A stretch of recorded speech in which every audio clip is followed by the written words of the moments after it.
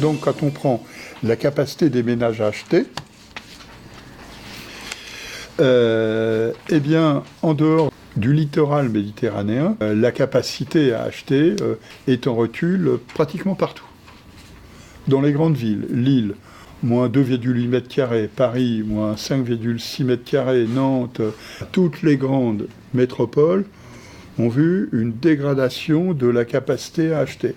Dégradation qui, des fois, est marquée parce qu'elle fait suite à plusieurs trimestres de recul. Il n'y a que le littoral méditerranéen, avec derrière cela, finalement, des hausses de prix modérées faisant suite à des reculs ou des reculs de prix, donc qui expliquent que finalement, nous sommes sur la configuration qui est la configuration classique, habituelle, lorsque les prix se stabilisent, voire baissent, la capacité de réalisation des projets s'améliore et la demande peut rebondir, des fois de manière assez spectaculaire. On a eu des villes qui sont des villes qui avaient été potentiellement fortement marquées par la dépression, Saint-Étienne par exemple, Limoges, etc., Montbéliard. Les prix ont baissé, ils ont baissé des fois fortement. La demande s'est ressaisie sur ce marché. Ça ne signifie pas que la demande a explosé, ça signifie qu'elle ne baisse plus et qu'elle se stabilise, voire qu'elle se redresse doucement.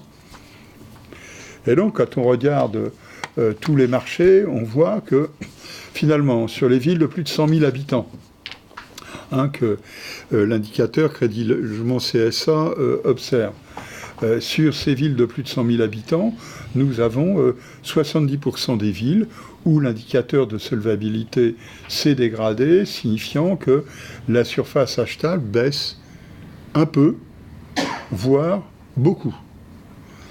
Et puis on a des situations où finalement on a un rebond de la demande.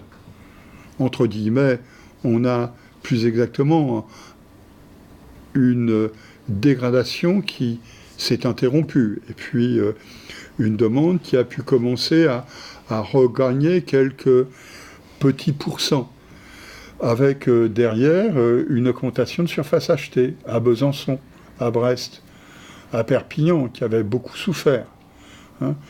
Et puis, on a des villes, finalement, qui sont des villes qui restent à la traîne. Par exemple, baisse des prix, baisse de surface, Amiens ou Le Havre.